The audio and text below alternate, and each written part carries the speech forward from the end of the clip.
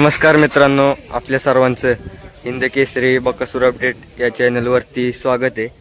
तर आज आपण होतो बैलगाडी क्षेत्रातला मोठा लक्ष्या याच्या दावणीला व त्याच्या भेटीसाठी। तर आपल्या समोर आहे मोठ्या लक्ष्याची पैदास।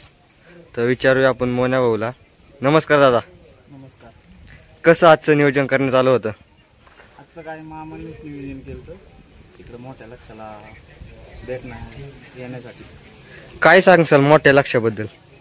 मोठा लक्ष्य बैलगाडी क्षेत्रातला दिवस होता आणि आता तुम्ही नेमकंच बकासूरला घेऊन आला त्याच्या भेटीसाठी व त्याचं दर्शन सुद्धा तुम्ही घेतलं व आता तुम्ही आहे त्याच्या पैदाशीपाशी।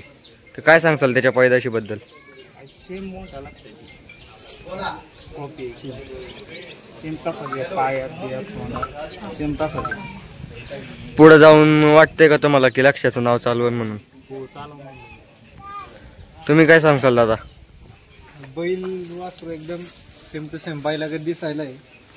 त्याची शरीर पाहून त्याला गळवण पण नाही मोठ्या लक्ष्यागत। वगैरे आता खूप मोठी ज्याने काळ गाजवला आणि जो आता काळ गाजवतोय म्हणजे मोठा लक्ष्या आणि बकासूर, आज त्यांची भेट झाली। तर कसं वाटतंय तुम्हाला? आणि ते दोघं बैल एकदम समोरावरती आल्यावरती अंगावरती काटा येतो। दोन्ही देव आपल्याला भाग्य आहे, मला बघायला भेटतात, कुणाला बघायला भेटतात, पुढच्या पिढीला सांगता येत नाही। जर लक्ष्या आत्ता जवानीत असता तर काय वेगळं काय घडलं असतं? आहे त्या बैला सारखा स्पीड कोणत्याच बैलाला नाही, याच्या पुढे बी नसणारी।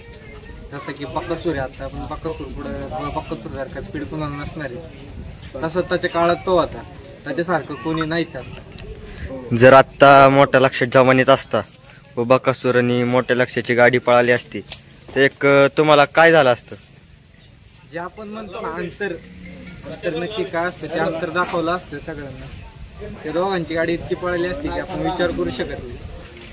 तर धन्यवाद दादा।